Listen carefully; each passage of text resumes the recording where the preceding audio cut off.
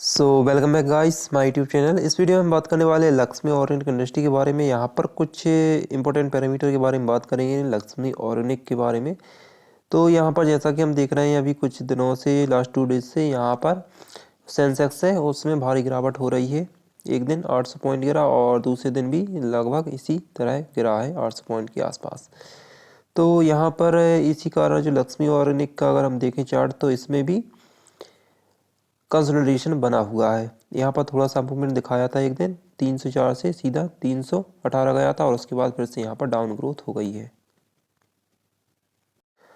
अगर हम इस शेयर का लास्ट 6 मंथ का परफॉर्मेंस देखें तो यहाँ पर यह शेयर 300 के आसपास ही ट्रेड कर रहा है। यहाँ पर एक बार इसने थोड़ा सा मूवमेंट दिखाया था लेकिन फिर से यहाँ पर 300 का जो सपोर्ट लेवल है वो इसने बना लिया है। और इसका मेन कारण है इसका सेल्स का डाउन हो जाना। इसका जो फंडामेंटल है वो काफ़ी पुअर हो चुका है लास्ट 1 ईयर के कंपैरिजन में। यहाँ पर लास्ट 1 ईयर में इसने -31% का रिटर्न दिया है।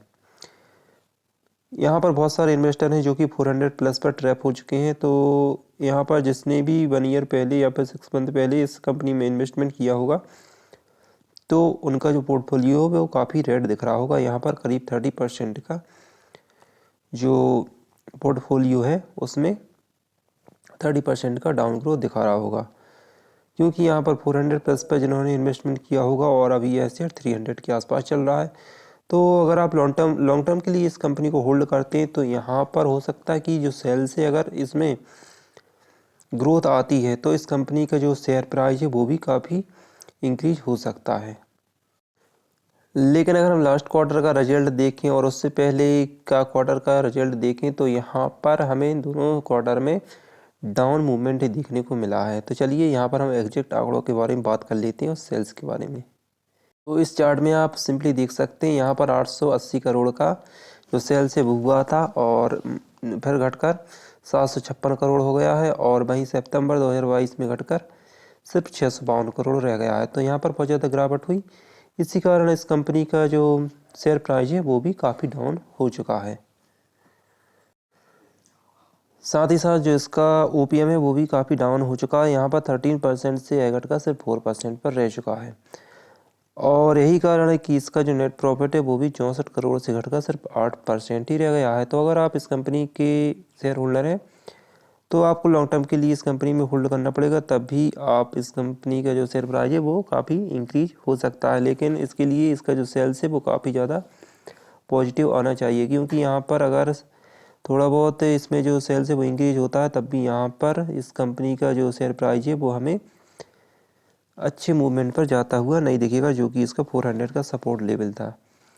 वहीं इसका अगर हम DIS और FIS की बात करें तो इन्होंने भी अपनी जो होल्डिंग है वो काफ़ी शॉर्ट कर दी है। DIS ने यहाँ पर 3.422 से 1.62% जो इसकी होल्डिंग है वो कर दी है। तो यहाँ पर बहुत ज़्यादा गिरावट देखने को मिली है इस क्वार्टर में।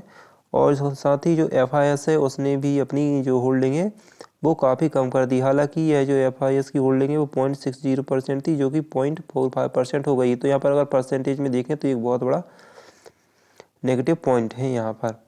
और वहीं प्रमोटर देखें तो प्रमोटर ने यहाँ पर रेगुलरली अपनी जो होल्डिंग है वो थोड़ी बहुत कम कर रहे हैं। यहाँ पर 72.92 थी जो कि 0.53 हुई और फिर 0.51 हो गई है। तो यहाँ पर इसका सभी जो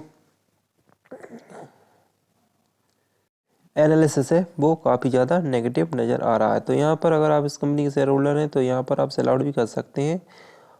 और अगर लॉन्ग टर्म के लिए होल्ड करना चाहते हैं तो नेक्स्ट क्वार्टर में इसका अगर रिजल्ट अच्छा आता है तभी आपको इसमें रिवर्सल देखने को मिल सकता है। लेकिन अगर रिजल्ट कंसोलिडेशन में चलता है तो इस कंपनी का शेयर प्राइस इसी मूवमेंट पर दिखेगा। तो अब हम चलिए उस कंपनी के बारे में जानते हैं जो कि यहाँ पर अच्छा खासा स्प्लिट दे रही है। तो दोस्तों यहाँ पर एक कंपनी है ST कॉरपोरेशन। यह कंपनी 2:10 का स्प्लिट दे रही है। अगर आपके पास इस कंपनी के 2 शेयर होंगे तो स्प्लिट के बाद 10 हो जाएंगे।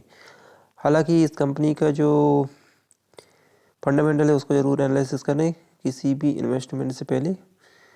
और इसमें अगर आप इन्वेस्टमेंट करना चाहते हैं तो इन्वेस्टमेंट कर सकते हैं एनालिसिस के बाद। और इसका जो स्प्लिट डेट है वो 16 दिसंबर 2022 है।